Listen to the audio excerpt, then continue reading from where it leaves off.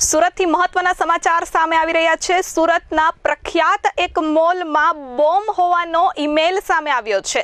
સુરતના ડુમ્મસ વિસ્તારમાં આવેલ વીઆર મોલમાં બોમ્બ મુકાયા હોવાનો ઈમેલ મળ્યો હતો। વીઆર મોલની ઓફિશિયલ વેબસાઇટ પર આ મેલ મળતા તાત્કાલિક જ પોલીસને જાણ કરવામાં આવી છે, જેથી ઉમરા પોલીસનો સ્ટાફ ઘટના સ્થળે પહોંચી ગયો છે।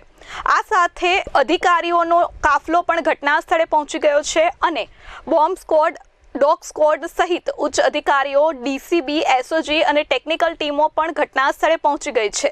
ઈમેલ મળ્યા બાદ તાત્કાલિક જ મોલમાંથી તમામ લોકોને બહાર કાઢવામાં આવ્યા હતા। મોલમાં બોમ્બ હોવાની વાત પ્રસરતા ભાગાદોડી મચી ગઈ હતી। જોકે ફાયર પણ હાલ ઘટના સ્થળે પહોંચી ગયું છે અને મોલમાં તપાસ શરૂ કરવામાં આવી છે। अभी वीआर मॉल में इन्वेस्टिगेशन कर रही है।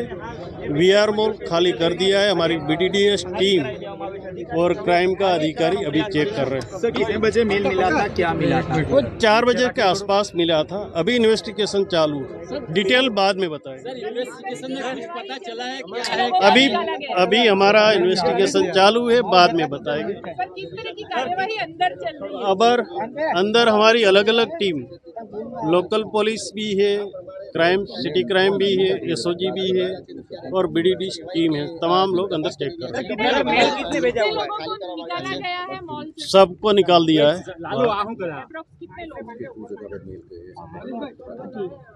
ऐसा मेल पूरा 52 जगह पे ऐसा मेल किया है, ऑल ओवर। तो कितनी गंभीरता से लेंगे? अभी पूरा मॉल खाली करवा दिया है। हम लोग बीडीडीएस टीम, हमारी पुलिस की कार्रवाई अभी चालू है। મારું નામ આસિફ છે।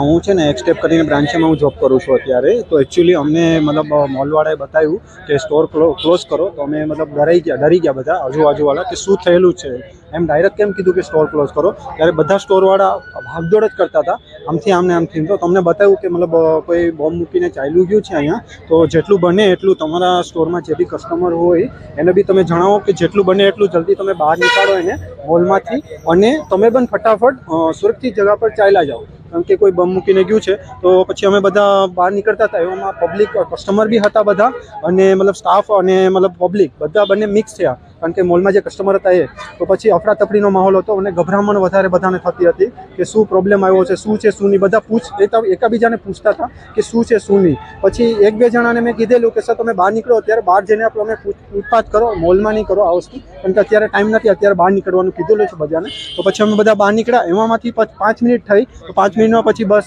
મતલબ આપણે પોલીસવાળાની મતલબ સુરક્ષા માટે પોલીસ બી આવેલી હતી। 5 મિનિટમાં પોલીસ બી આવેલી હતી, અને પછી બોમ્બ સ્ક્વોડ બી આવી ગયું હતું। બોમ્બ સ્ક્વોડ વાળા મેસેજ આવ્યો તો અમને 5 જ મતલબ થયું, મતલબ મેસેજ મળ્યો 2 મિનિટ પછી અમે મોલની બહાર જ નીકળી ગયા હતા બધા, ફટાફટ બધા બહાર નીકળી ગયા હતા। પબ્લિક બહુ હતી સર, મતલબ બધા અફરાતફરીનો માહોલ હતો સર, ભાગદોડ બહુ થતી હતી, આમથી આમ બધા અફરાતફરીનો માહોલ હતો, બધા ગભરાઈ બી ગયા હતા વધારે.